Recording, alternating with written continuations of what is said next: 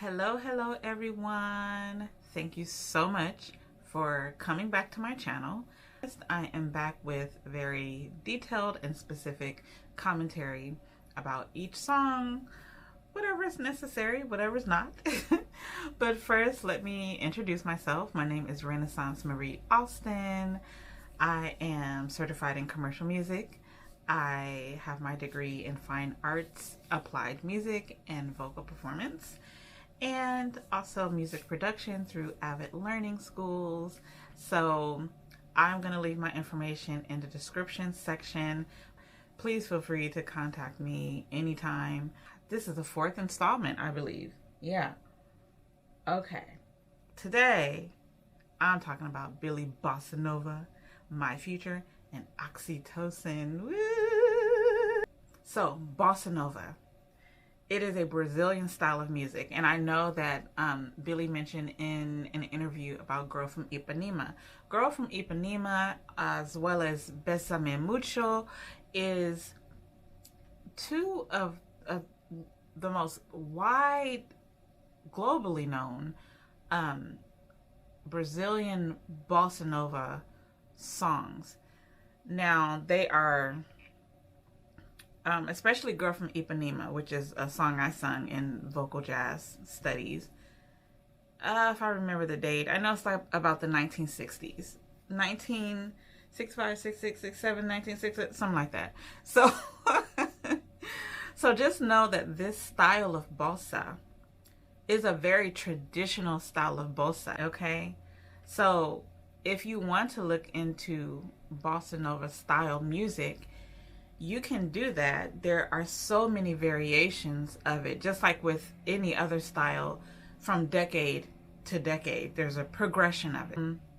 Here is my hope. I hope that, number one, if you are watching this, that you add this song to your romantic playlist. Secondly, that you visualize everything that's happening in this song and that you apply it to your life. I feel like romance has been so lost. Like I said, music is very dear to me, which is why I tend to gravitate towards music that really means something to me, that really promotes application to my life through someone's written words or the music. If it pushes me to dance, if it pushes me to feel a certain way, feel romantic or angry or thoughtful, all of those things.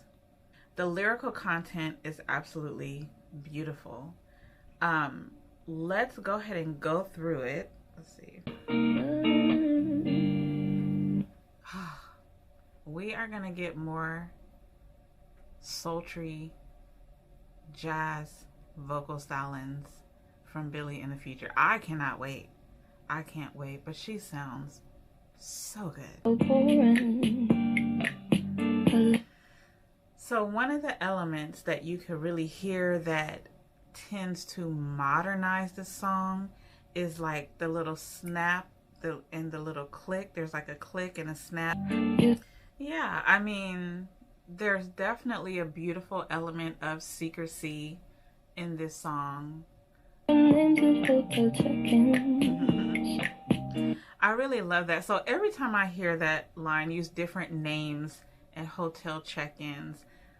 Like, I watch Billie's mom's lives on IG. I remember her saying one time, like during the shutdown last year, she was like, yeah, Billie loves old movies. Like, she loves watching classic movies. I grew up watching classic movies, Turner classic movies, AMC, like just whatever, Marilyn Monroe, all Betty Davis, like all of those movies are so amazing. And you find this element within movies, whether they're black and white and even contemporary. That storyline is always the cutest storyline ever. Like, this song also makes me think of one of my favorite songs from when I was a kid, Me and Mrs. Jones. We got a thing going on. Now, in real life, people do that too. They use different names when they're doing check-ins. Oftentimes, public figures, celebrities, they have to do that as well to divert. The workers be like, oh my gosh, Billie Eilish, it just got... The mystery of romance, the anticipation that it brings. I just love that. Sentimental, I always like that word. Is so relatable to jazz to me, but I love that she's saying, I'm not normally sentimental, but listen, the way you look tonight, it got me feeling some kind of way, okay? Okay, here is what I love about this. Okay, so lyrics like, lock the door, throw away the keys, you know, these lyrics are so typical. I mean, they've been throughout songwriting all throughout time. What makes that lyric, you better lock your phone, is so contemporary to Billie's generation, but also I get the same feeling that it is a that it's nouveau, right? For instance, what was super nouveau to my generation was the first time we heard wifey in a song. Zaddy. Like, we know zaddy is daddy. We know wifey is a wife, right? It's particular, it's like the verbiage of the culture.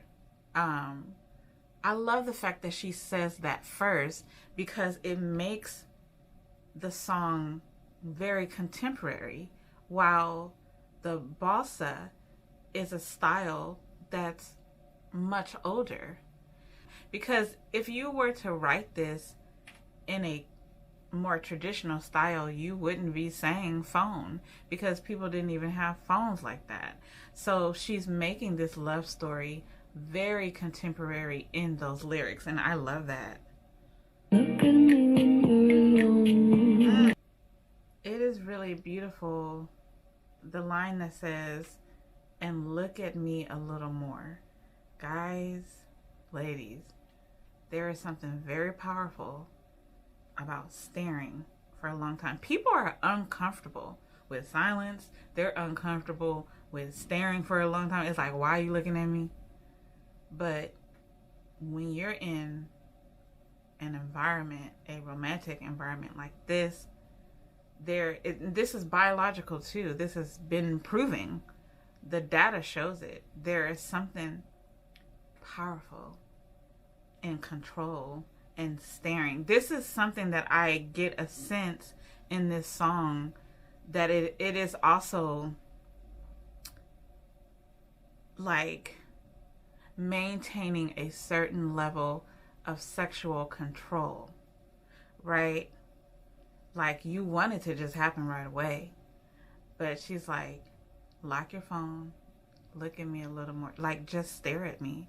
That just staring will create a lot of oxytocin. Okay. Listen, I told y'all I'm a Billie stan. See, y'all don't know. This is where this girl is most confident in her sexuality.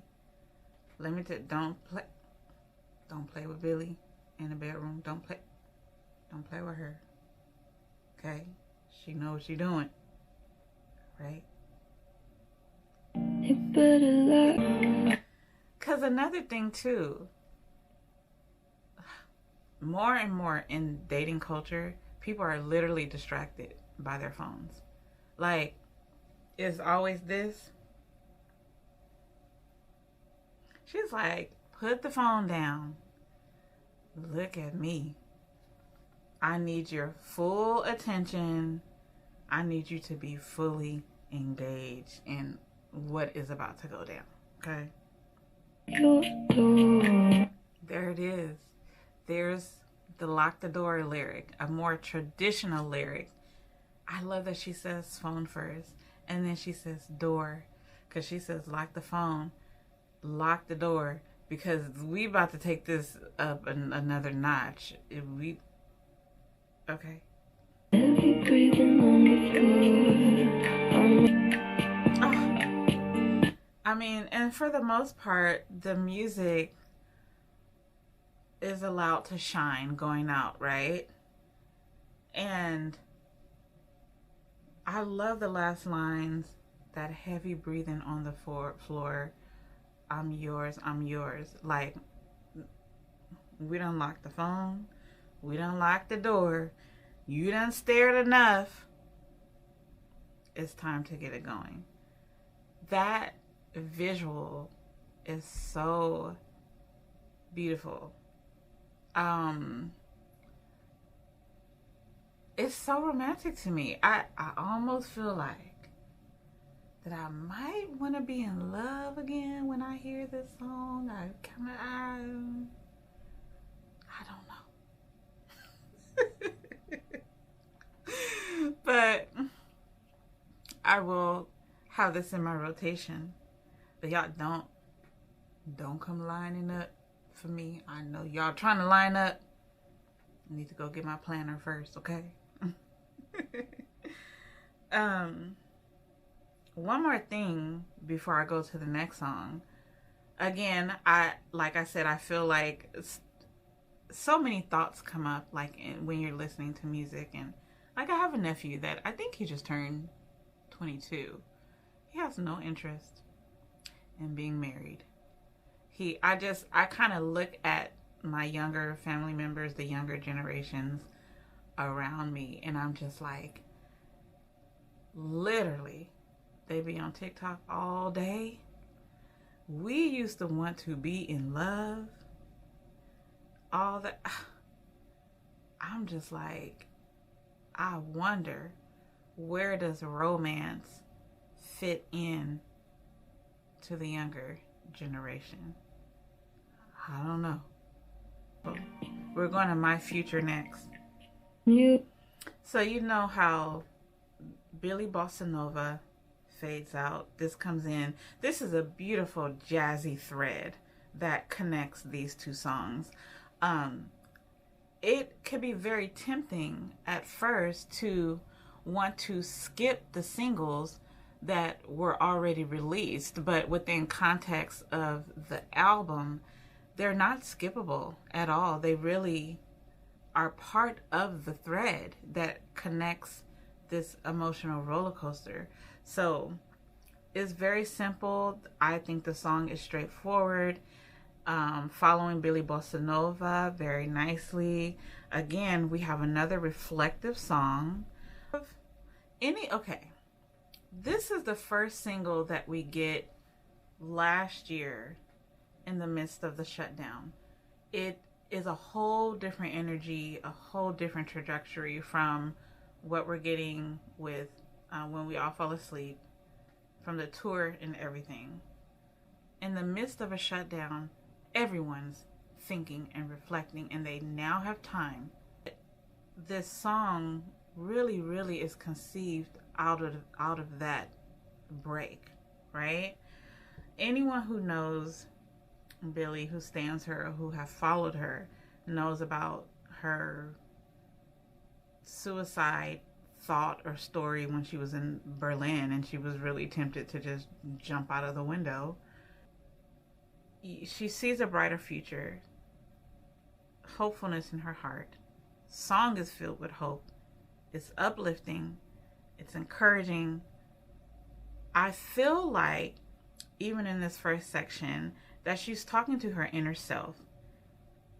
And it feels like a conversation with her past, reflective self.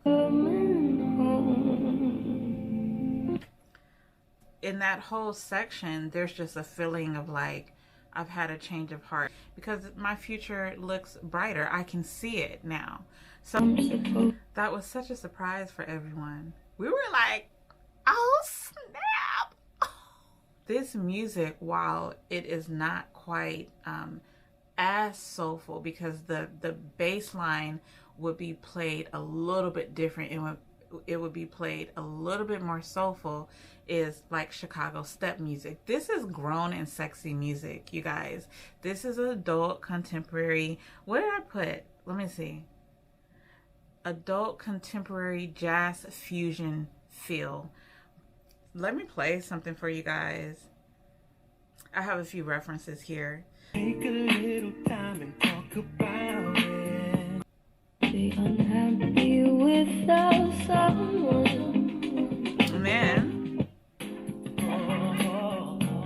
you hear it's all in the same vein. Grown and sexy. Oh.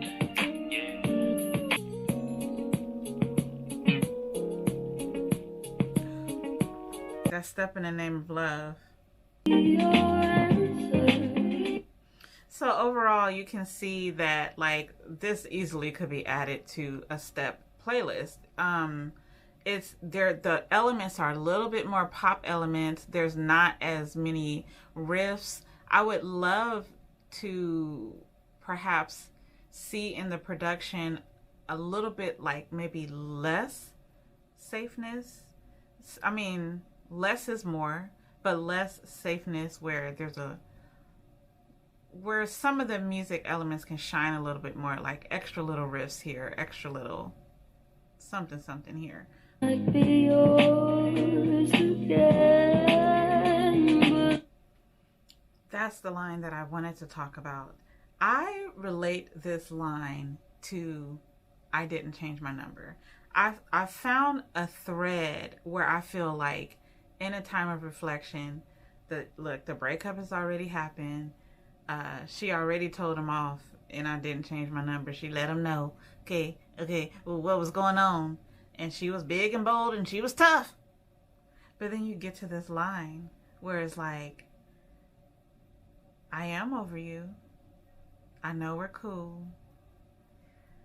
But I got some very important decisions to make. Let me make sure I don't put myself in a position to be weakened by you, because I would just be yours again if this song is about forward movement, not going backwards. So that little line, she's being stronger. She's saying like, you know what, I'm not gonna do it. Before, I would have done it. I would have driven you home. I would have come in. Oh, it would have been same old, okay? Because I put, she knows that even to have a different future, she has to make different decisions so that there are different outcomes. But can't we talk about some songs? They really do bring the harmonies out. Other songs, those harmonies are really embedded back there. I often feel like in the R&B sector, because it kind of stems from gospel and how we sing all of these harmonies in the church choir. Everything is forward, everything is out. And even in some of the old songs, you even isolate the sopranos. Like when we get to the vamp, you isolate the sopranos, you isolate the altos, you isolate the tenors, and then you bring everybody together, or you do a harmony ripple. And so the way that we've recorded like for so many years is to really allow those harmonies to shine as well. I would love to see or to hear a little bit more of Billie's harmonies in certain songs shining a little bit more, like just 2 or 3 notches forward. Because usually like in the singer-songwriter, like if it's piano vocal or guitar vocal, you know, that lead vocal shines the most, and the harmonies are kind of just thought of as supporting.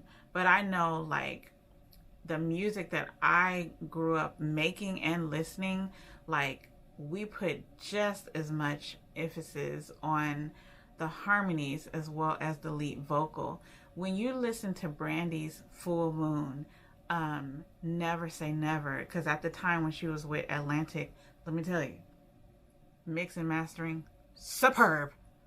You must listen to her stuff in the car or with the right headphones, Because one thing about Brandy, everything mattered. And the way that all of her harmonies were stacked, mixed, and mastered, you can literally put on headphones and listen, and you could find everything. The lows, the mids, the high. Oh, she did that little riff in it. Impeccable. Impeccable. There are some beautiful harmonies in this song. I think My Future is placed in a very interesting order because we have, it goes like this. So we have the keyboard, we have our little stepping music, and then it comes back down again. Then guess what?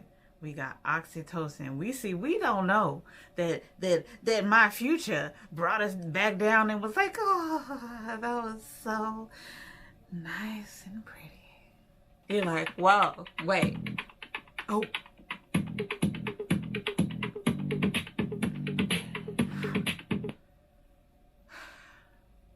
This is it. This is the climax of the album. Before the lyrics even come in, I wanted to talk about some technical aspects, some things that I learned in music production about these kinds of songs. When I first heard Oxytocin, first I was thinking like BPM 120, BPM 120, BPM 120, because I know that, listen, a song, if you're trying to create a song that's going to bring a rush, the BPM has to be 120 or above. So I want to talk a little bit about, for those that don't know, because if you know, then you already know. Before the lyrics even come in, the beat, oh, I am stimulated already. I told y'all I grew up on Michael and Janet. Let me tell you, this is the kind of song, the minute it plays in the club, folks is go get up. If they already up, this is that one where they are going to run to the dance floor and they go wild out. They go wild out. Okay, let me see. I'm going to talk about oxytocin, the chemical, so that if you don't know, then you about to know. In the beat alone, it's already being created. I'm going to tell you why. This is about music and human biology and how it works scientifically. So first and foremost, first musical element brings a mystery. It's a rhythmic pattern. You're like, that makes you curious. First off, you don't know what the song is going to be. You get one bass hit. What's happening? That is literally the reaction. What is about to happen? Then you get 4 bass pumps. Boom, boom, boom, boom. Then the music drops. The full release of the music drops. I said I was going to compare this. I was going to sort of think about Billie Bossa and think about this, because honestly, Oxytocin can happen in the same night as Billie Bossa. One is like a fantasy. It's more romantic. This one is like, it's when everything is released. It's just when you fully let go. It's all there. So I went to my little tempo thing, my little tapper. It gave me an average of 124. On point. So now, the tempo alone is going to begin the flow of sexual energy.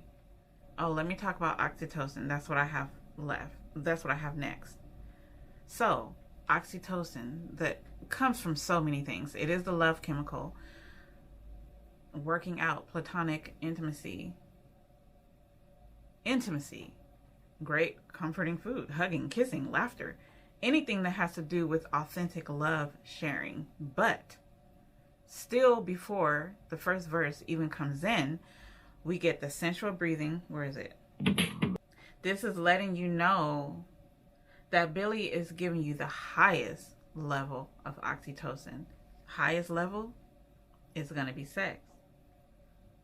So notice the bass section. It's hypnotic. What I love about this is there's a very monotonous aesthetic about this song, even in the vocals. Let's see. So notice every time she says those lyrics, the music drops out. You have the heartbeat stays. It's a racing heartbeat. That bass line, dude,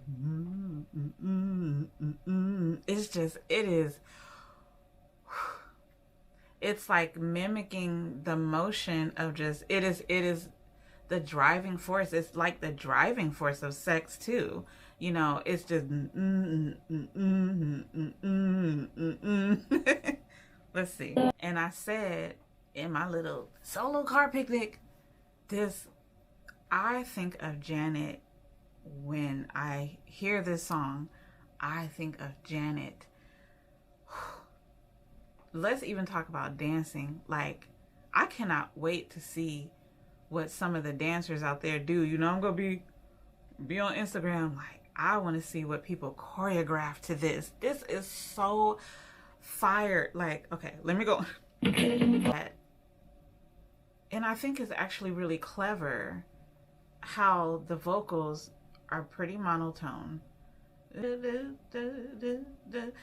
there's actually not a lot of chord changes. Like, this song is not meant to be melodic. It's meant to be like a hypnotic force of nature. It's meant to be that. I thought about the songwriting format. Interestingly enough, I feel like we have an A, B, C, D, E, and then it repeats. Because the A, can't take it back, that's sort of on its own rhythmic timing. Then the B, you go, if you only pray on Sunday, would you come my way on Monday? That changes to a different rhythmic timing. Then when you get to she couldn't look away, so it's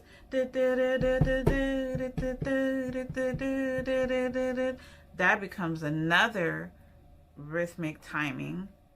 Then on the I can see it clear as day, I can see it clear as day, that becomes another rhythmic timing. Then the other section that goes, I want to do bad things to you, becomes its own thing. Each section is different from each other. And then it repeats with the D section doubles. I can see it clear as day. She's doing it low first, and then she goes up the octave. And then to a full build, we get a very cool instrumental. Let's go. That's another thing too. So within the other elements of the song, she's actually using her own voice. Like, you hear all of the breaths and the whispers and the layers, like they're overlapping each other, and just those elements added into the hypnotic quality of, I would say, hypnotic aesthetic of the music just adds to the rush. So that's cool. She has that little break, that little 4 count. Then the E section, instead of going, I want to do bad things to you, it's sort of like a little variation of the E section where she goes, bad things. And then she goes back to, I want to do bad things. Look at these elements. All of these elements bring the rush. There's these synths, there's these galactical sounds, there's like explosions, there's distortion. There you have it. Well, guys, I thank you so much. That is my video for these 3 songs. Again, leave your comments in the comment section. I want to hear your thoughts. I love this so much. Thank you for watching, and look forward to the next video. Okay, bye.